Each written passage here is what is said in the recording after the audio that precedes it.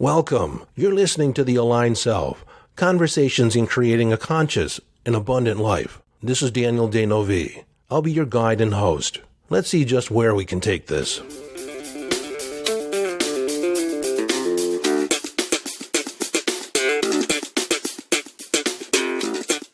Hello, friend, and welcome back. In today's conversation, I wanted to explore the idea of expanding our conscious awareness. In recent episodes, I've talked about perception, expanding our perception, different perceptual filters, and I've been talking about just this shift in consciousness. All the energies in the earth plane and in the cosmos is expanding our awareness of different levels or different aspects of reality.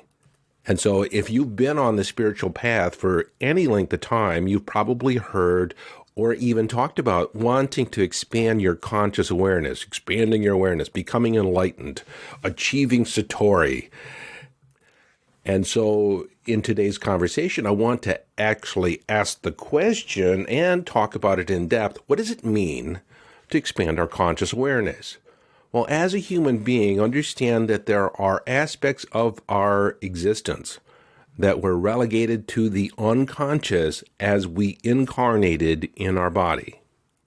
And if we take another tack, we talk about the psychological implications of being human, we come into the world with virtually a blank slate. There's not a lot going on upstairs. We're here as an empty vessel to learn, to pick up ideas, to pick up behaviors. And as a child, from age 0 to about 7 or 8, we are almost entirely in a hypnagogic state. We're in trance, meaning that our conscious facility hasn't yet developed to the degree that it will as we move later on in years. Now, that varies from individual to individual, but in general, we're typically in trance the first 7 to 10 years of our life. And actually, all the way up until our early 20s, we're predominantly unconscious. And even as adults, a lot of people think they're conscious, but they're operating from unconscious patterns. But trance is the ideal learning state. Trance is a very natural aspect of being human. We move in and out of trance every 45 to 90 minutes.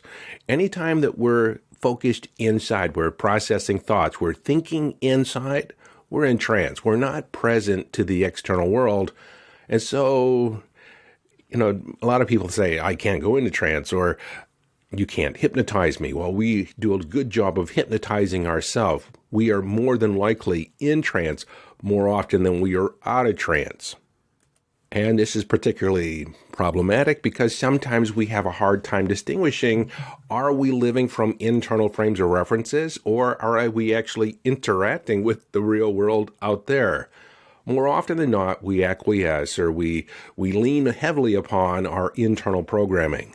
And that reminds me of a quote from Lao Tzu, am I a man dreaming he's a butterfly?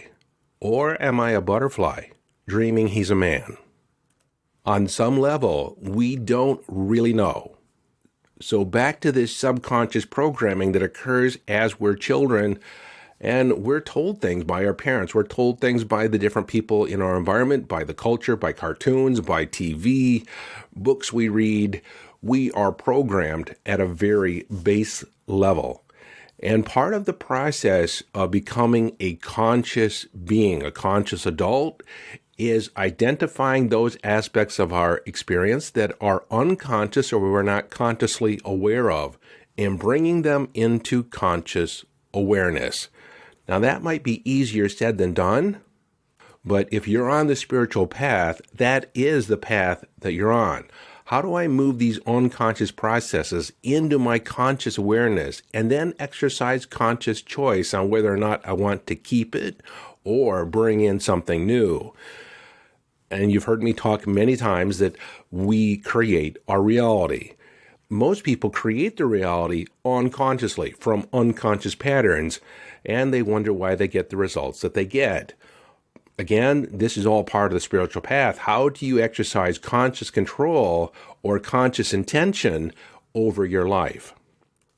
One of the things that I teach in my subconscious mind power, the course that I teach on accessing your subconscious mind or building rapport with your other than conscious mind, is realizing that what you're consciously aware of at any given moment is a gift from your other than conscious mind. By and large, your other than conscious, your subconscious mind is controlling everything. You're operating from your past programming. New learnings sit on top of old learnings. That's why when you're exposed to something completely new, it seems foreign. It just seems like it's not true. It doesn't apply to me. And, you probably have had the experience of being exposed to information only 5 or 6 years later, realizing, oh my God, it's true. I understand this now. I've had that experience myself in buying books. I open up, I think the book is going to be perfect for me. I'm intuitively pulled to buy it. I have bought it. I open it up and it's like, this doesn't apply to me, or this isn't what I thought it was going to be. Only 6 or 7, maybe 10, 12 years later, I open up the book and it's the perfect thing for what I'm currently dealing with. But this is where we're talking about saved information. I just wasn't ready for that conversation yet. I needed to learn some other things in order to open up to the aspect of that conversation. But back to the idea that what we're consciously aware of is a gift from our other than conscious mind. You see, if we go back to our earlier time as a child and all that programming is going on, we've been taught that there are certain things to pay attention to. There are certain things that are a priority. And sometimes it's learned by default. We recognize what danger is or what a bad situation is other than consciously. And so when we encounter that in the future, we just get an unsettled feeling. Or there could be a generalized feeling of anxiety that a lot of people have.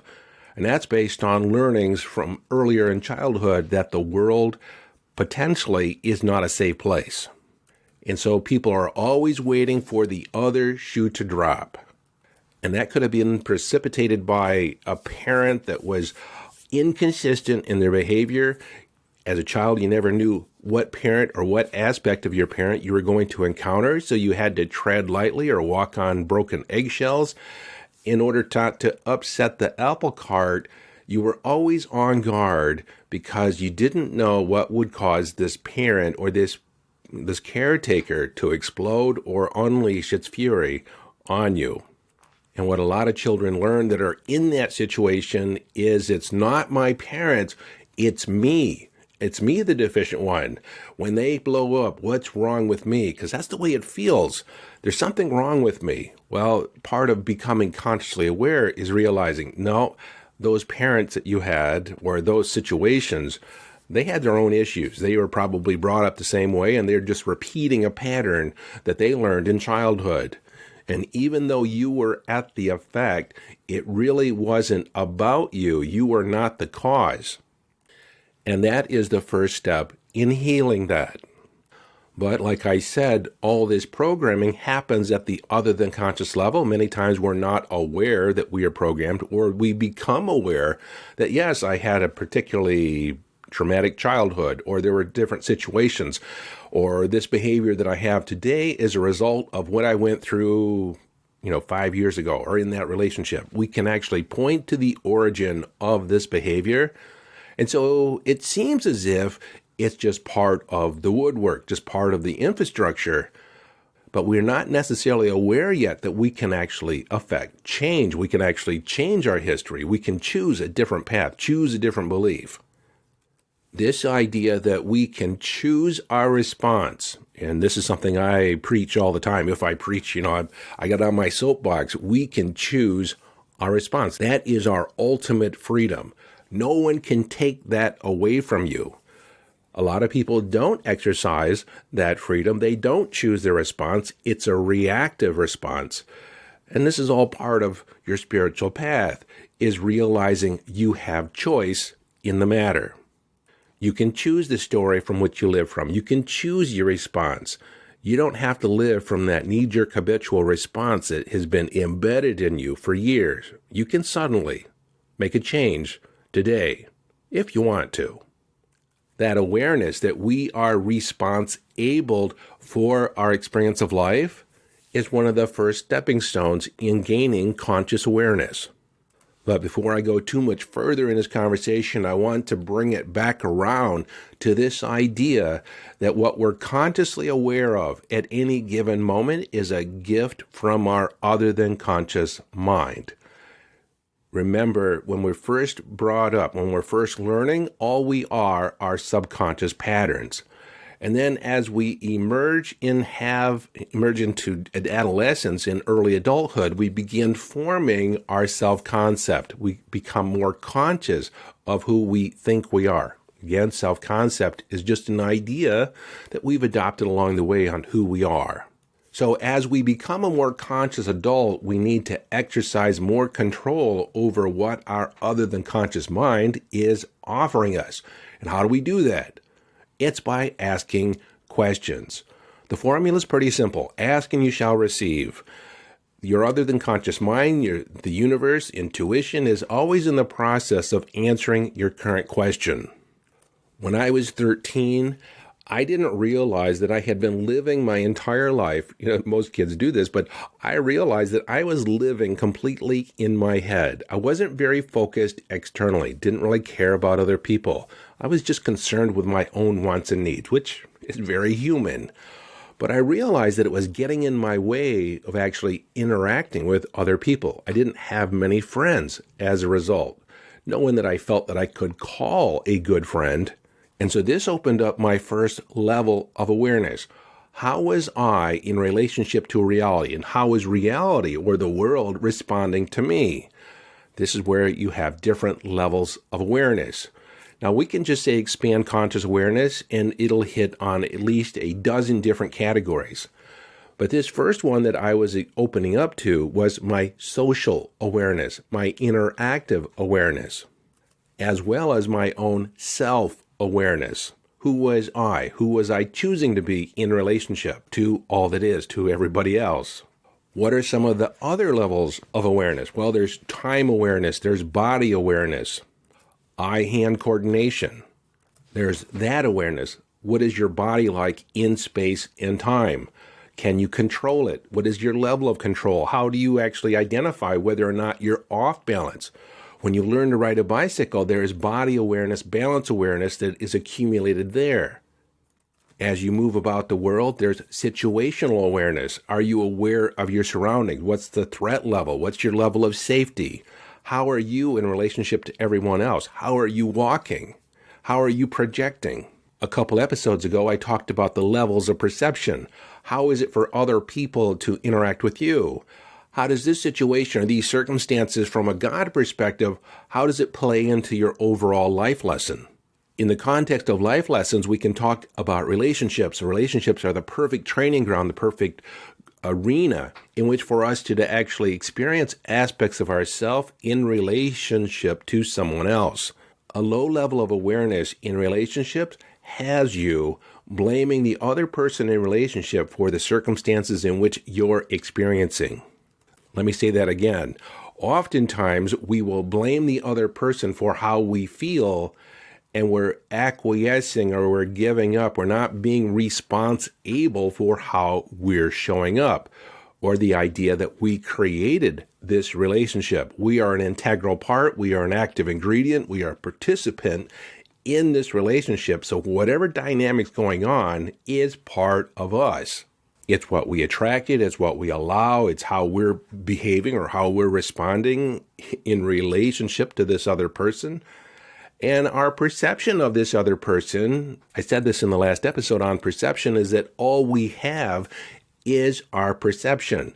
And so our experience of another human being that we are in relationship to is our perception. It's not the totality of who they are. It's what we're the platform for. It's we're the expectation for how they show up. So what we find, it's very interesting that people show up exactly the way we expect them to most often.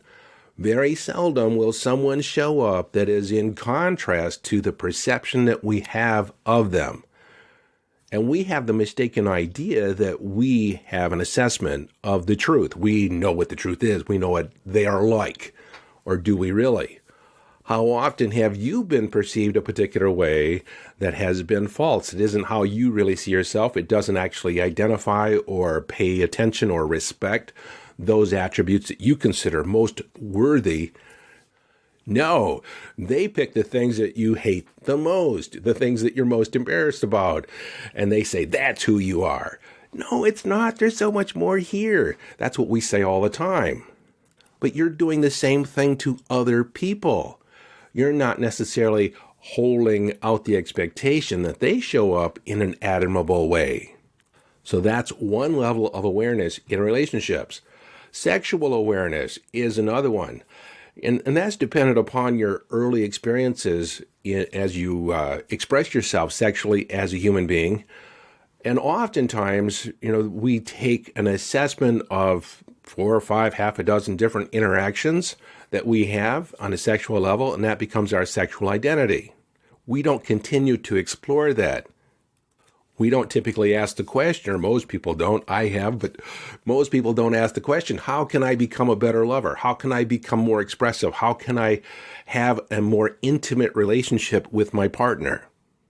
We don't typically ask those questions because on some level, sometimes we don't want to hear the answer. We don't want to know that we're deficient. We don't want to know that we have some work to do in a particular area.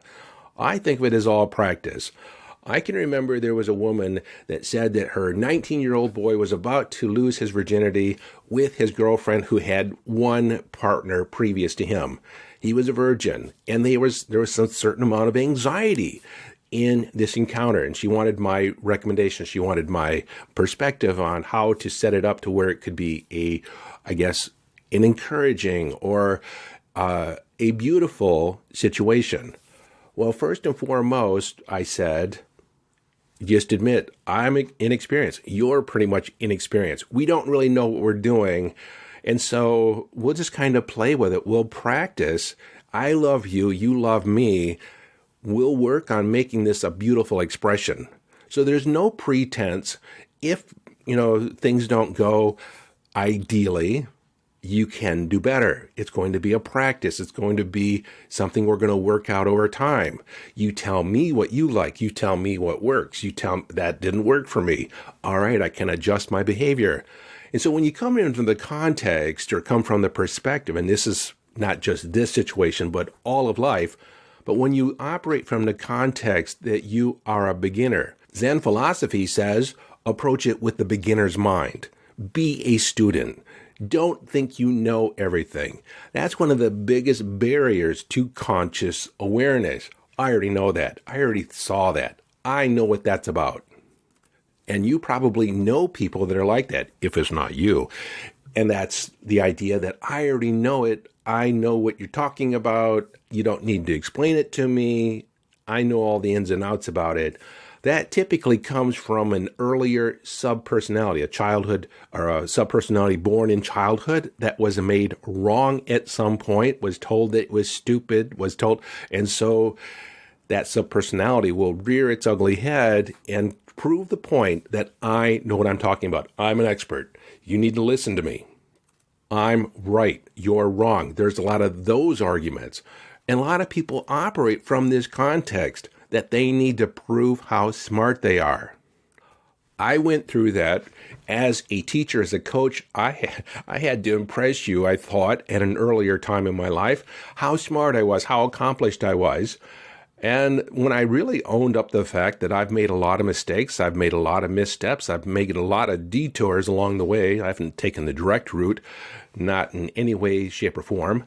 But when I could admit that I was in a process, I was learning as I go, and I'm still learning as I go. I'm still creating finer and finer distinctions, and this is something I want to revisit, distinctions. But creating more distinctions about my life, but creating more distinctions about my interactions with others, my interactions in relationship, how I move in the world. I've been looking at my business persona and looking at that from a fresh lens, becoming a student in that, like I don't know anything about business, perhaps. And again, it's not necessarily not giving credit to what you currently know, but it's opening up to the possibility that you could learn more. There's another level. There's something you're not aware of. And this is another fundamental idea in expanding conscious awareness, is at the present moment, all you know is all you know. What you don't know, you don't know. You don't know, you don't know it. And so there are blind spots. There are aspects of reality you're actually blind to. Remember, you have that earlier programming in your life, and your other than conscious mind is making you aware of certain aspects of your environment. It picks and chooses. It utilizes the reticular activating system. And if you're not familiar with the reticular activating system, there's actually a structure in the brain that's governed by the amygdala that is identifying all the things that are a priority for you, and also having you avoid the things that you've considered dangerous or not necessarily a priority for you. And so that assists you in focusing on the things that are most relevant and most important to you. And that has been programmed. And this is why asking a deeper question can open up more possibility.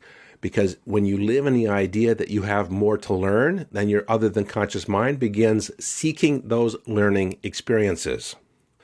So let's take an assessment of what we've covered so far and where we currently are.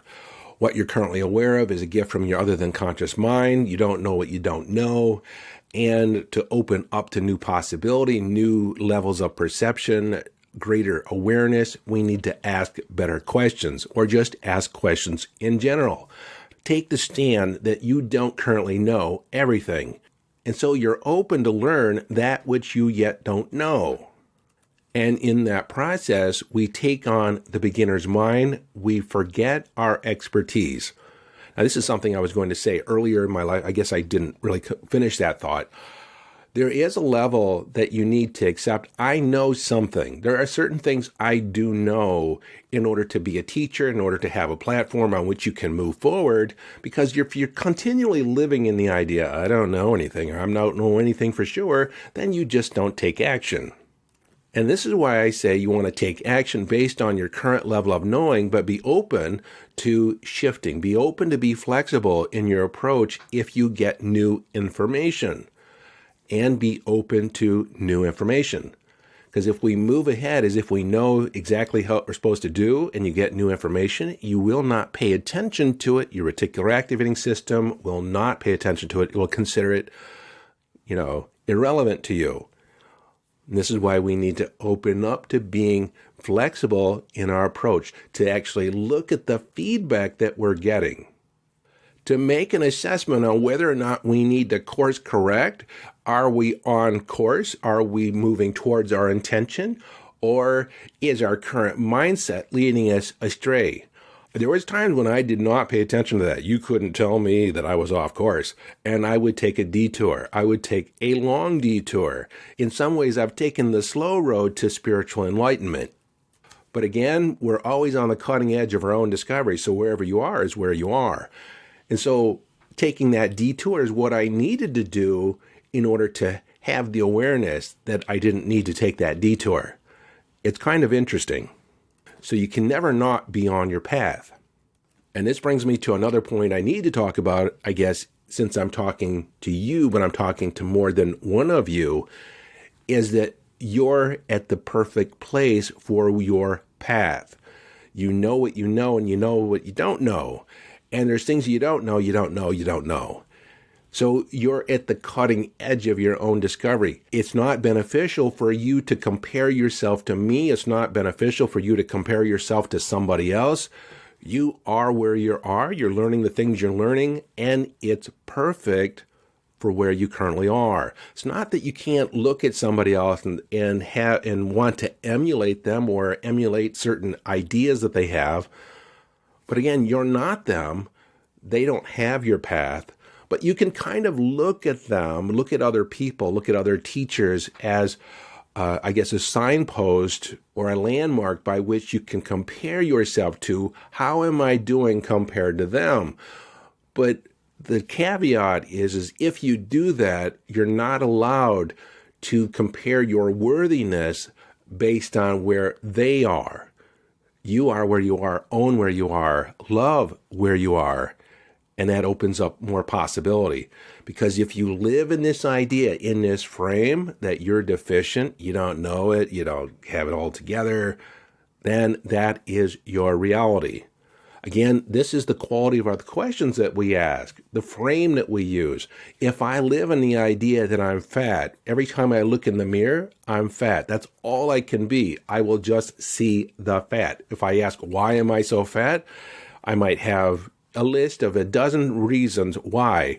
I eat too much cake. I eat too late at night. I can't control my eating. I have all these stories, all these rationales that justify the question that I asked, why am I fat? If I change my perspective, how can I gain awareness? How can I gain health? How can I increase my level of fitness? I have a dozen suggestions that my other than conscious mind will bring into my awareness based on my query. My query is my question. And so I send my other than conscious mind on a quest to answer a question that's going to lead me to where I want to go, not justify where I've been. That's irrelevant. We don't really care where we've been. It doesn't really impact where we are right now or where we're moving next. And so the questions we ask are oriented around what we want to draw into our life. Where do we want to end up? And I would ask the question, how do I increase my conscious awareness? And what happens? You kind of open up to the possibilities that life leads to, that the universe will lay down before your feet. For me, when I asked that question, I was introduced to a captain, Captain Randy Cooper, who was on the police force, and he did polygraphs for a living. And he asked me a series of questions to determine whether or not I was being truthful. And in his assessment, based just on his questions and the feedback, the nonverbal feedback I was giving him, he said, "You're telling the truth." And I've told that story before, the details of it, but it's not that important. It's just that I became aware that there was a whole realm of human behavior, nonverbal communication, body language, that I was not paying attention to. And then I became a student. I became an expert. And I still am a student in this area. I still learn new things. And I know more than 95% of the people on the planet about nonverbal communication. But again, all I know is all I know. So I'm still in the student. I'm still open to learning more.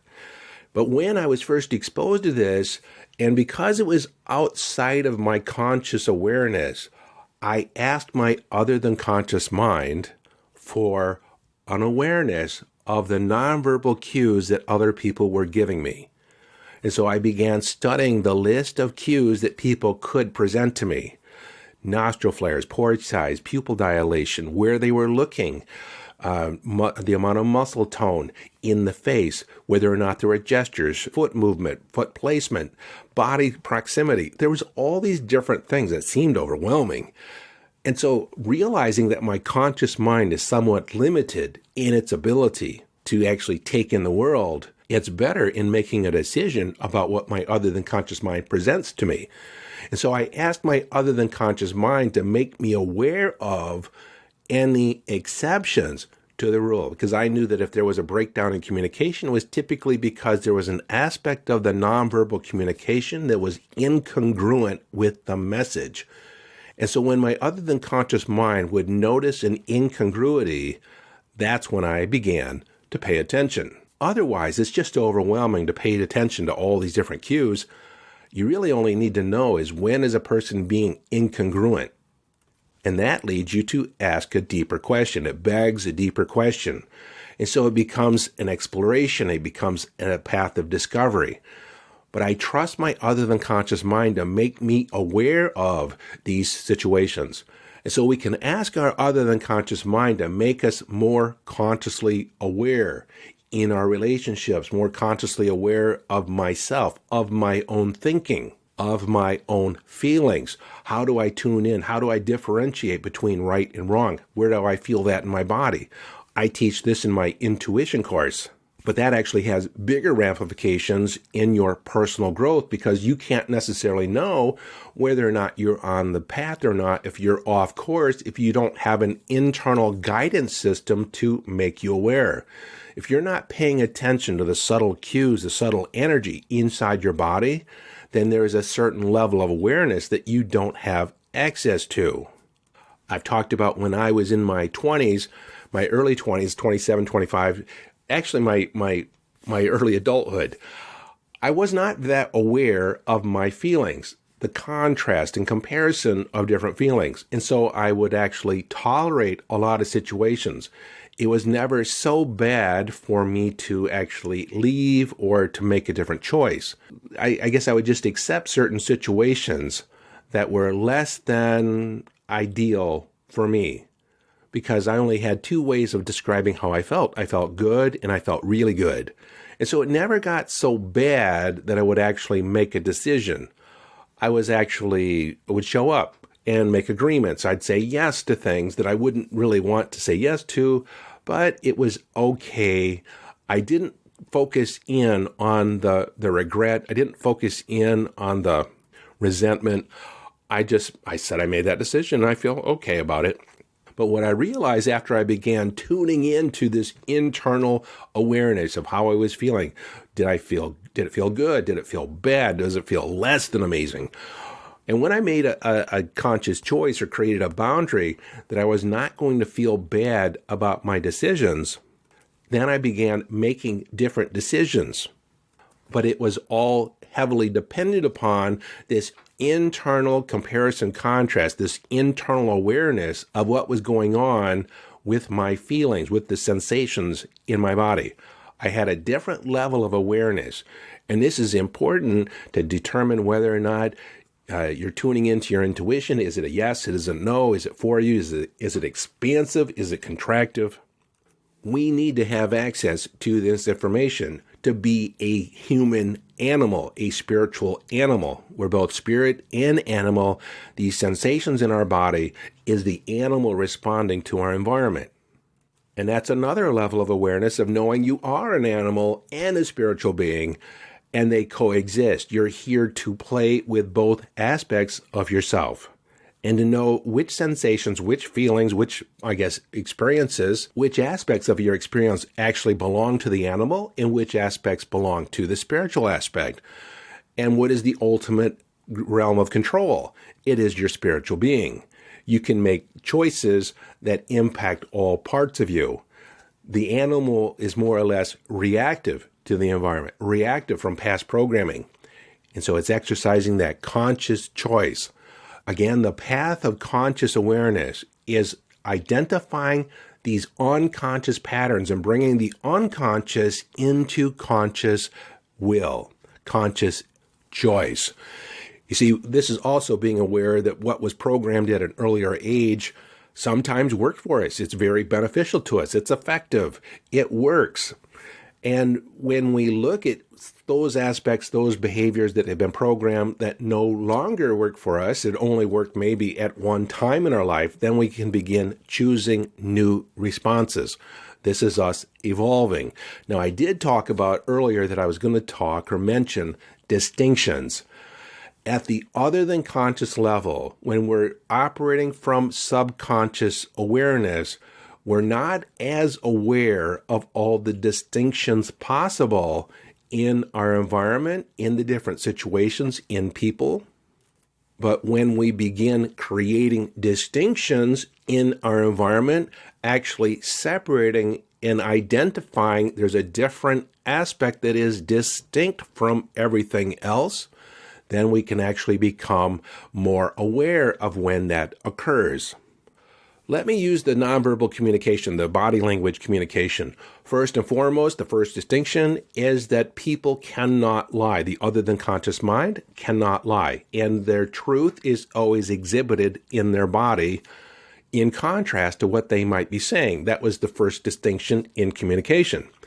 The next distinction was what aspects of physical expression, the body signals, could I pay attention to that would indicate that there's something going on?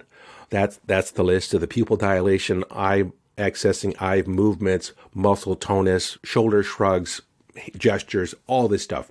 So there's all these different distinctions that I could pay attention to. Now that they were on my radar, when they came up, I could actually identify, oh, there's something deeper going on here. It begs a deeper question. I had a greater awareness of the communication process. And so these distinctions, when we create them, open up possibility, open up a bigger universe. It's a greater level of awareness. When we gain mastery over anything, it's because we've created a hierarchy of distinctions in our discipline. We have finer and finer references to know whether or not something is on task or in alignment, and to know when we're off course. I've talked about whitewater rafting. And when you go down when you first look at the rapids, it's just a mess of water, just running all over the place.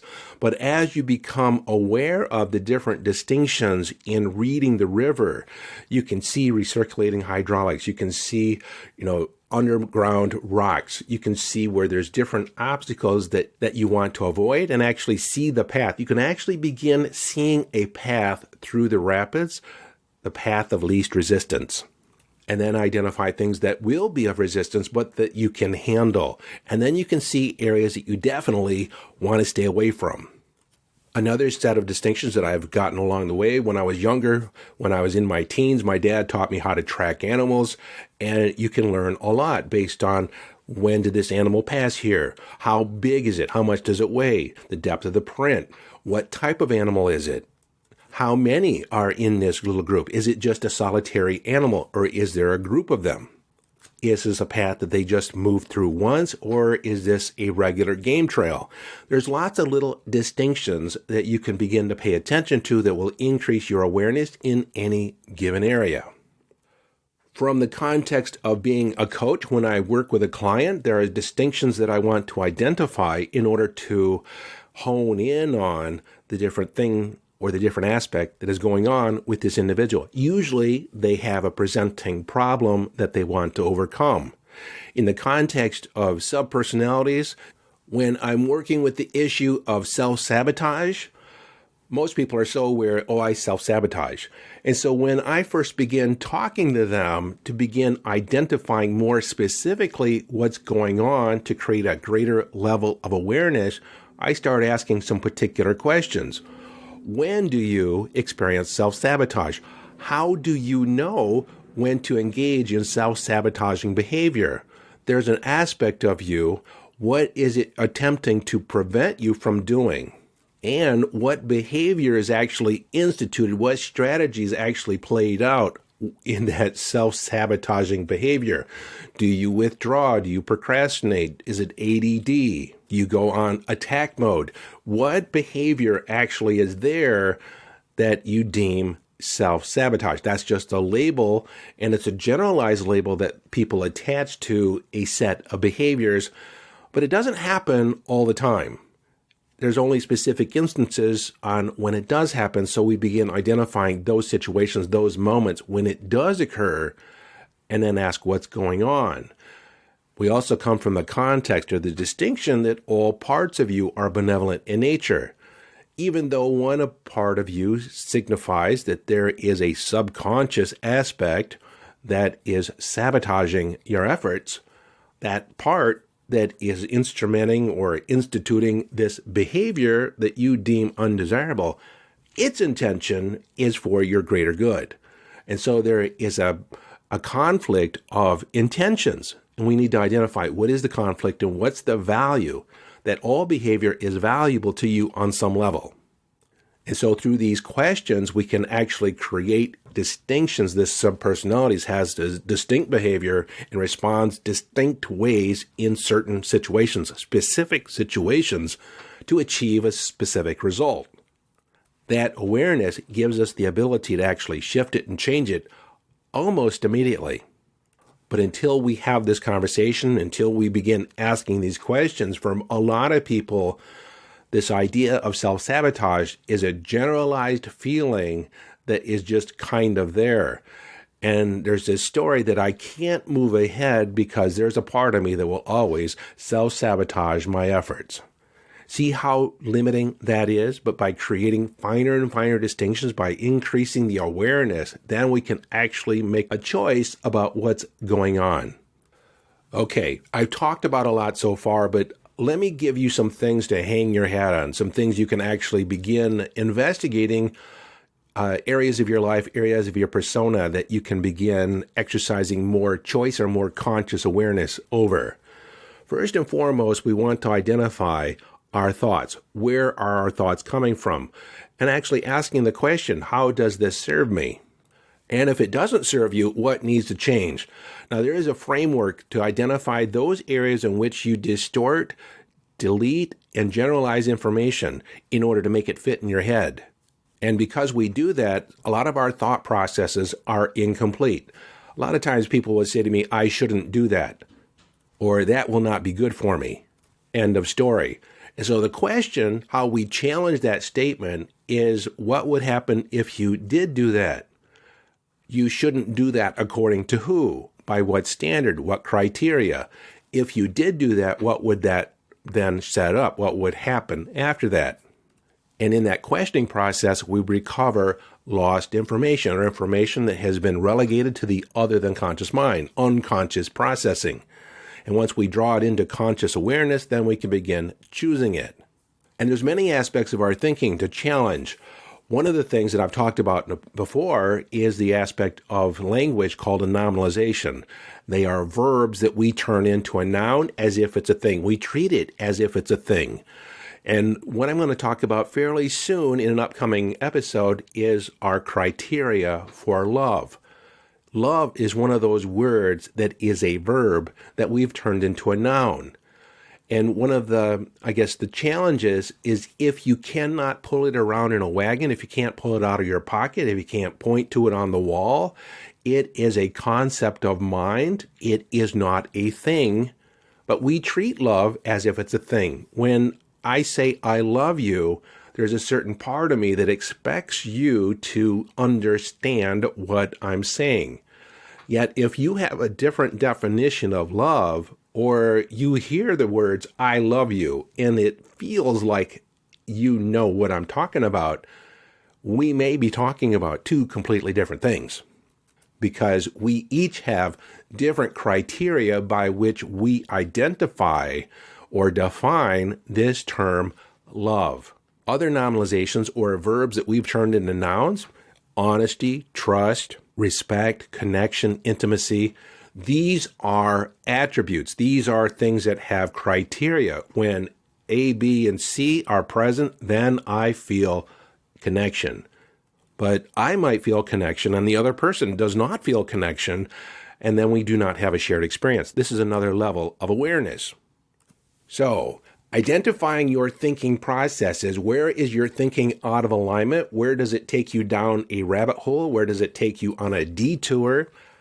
How is it getting in the way of you actually being aware or connected to quote-unquote reality? Where are you distorting your perception of reality? That is a level of self-awareness. The other aspect of self-awareness is your self-identity. Knowing that who you think you are is just a collection of behaviors that you've adopted along the way that you consider to be who you are as an expression. And they're really just a collection of knee-jerk, habitually learned responses. And I say that with the greatest amount of love. You're doing the best you can, but your behavior, your personality is not who you really are. This awareness opens up a whole new vista of reality. Now, one tool that I've talked about is meditation. And there's different levels of meditation, and I've talked about it at length in other episodes. But by and large, when you actively meditate, you begin to learn that you are not your thoughts. You have thoughts, and a lot of the thoughts we have are part of our past programming.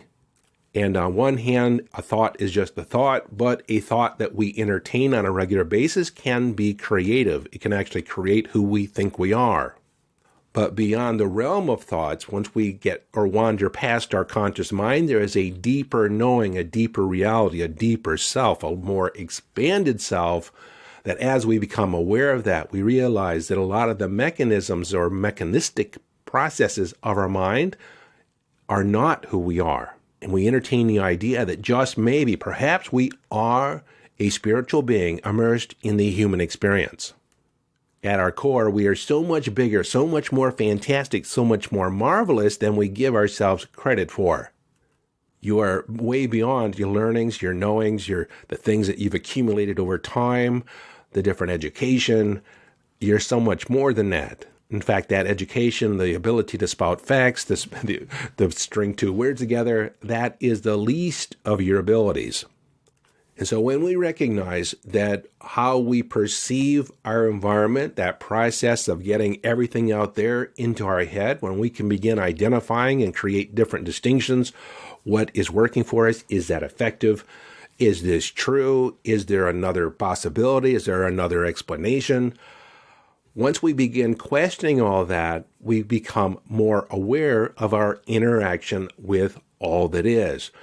And ultimately, increasing our conscious awareness is becoming aware of our relationship with all that is, our relationship with life, our relationship with experiences, our relationship with fear. Fundamentally, it's about who we are, who we're choosing to be in relationship to everything else. And it's exercising it by conscious intention and not from a knee-jerk habitual reaction.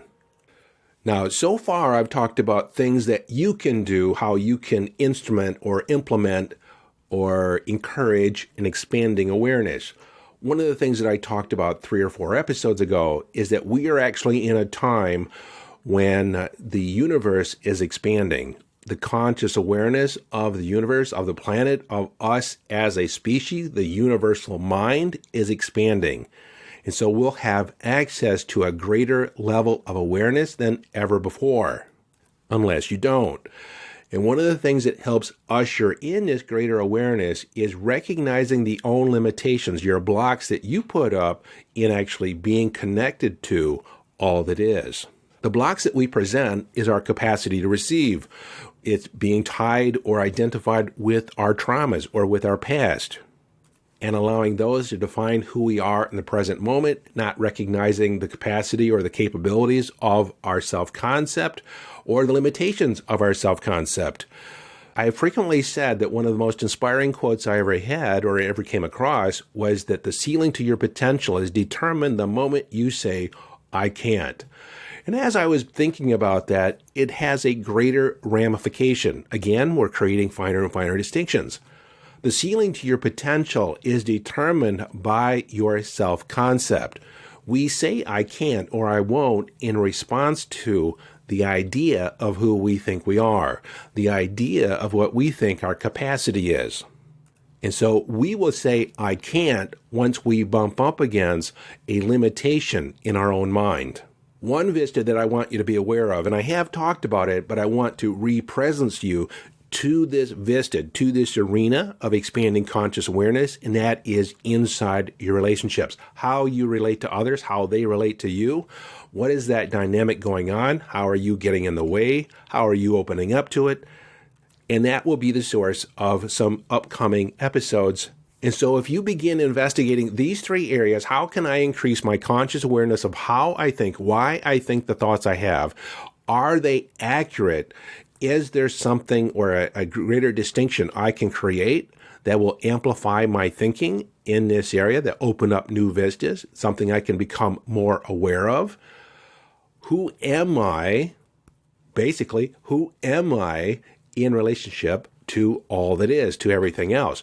Who do I think I am? What is my self-concept? Where did that come from? What is it governed by? Am I open to being more expansive, more amazing? Am I open to being a spiritual being? What aspects are not relevant to my experience of life? Which aspects am I considering important or serious, or when I say serious, significant, that may not be significant? And then, how am I in relationship? Now, what's been interesting to me as a coach and as a human being, how many people have actually exited the highway of relationships? They'd rather be single because it's too cumbersome, it's too confronting to actually be in relationship with somebody else because they are the mirror to the things we don't want to look at. We think it's all them. I just can't find somebody I can be with. Well, you have a hard time actually being with yourself.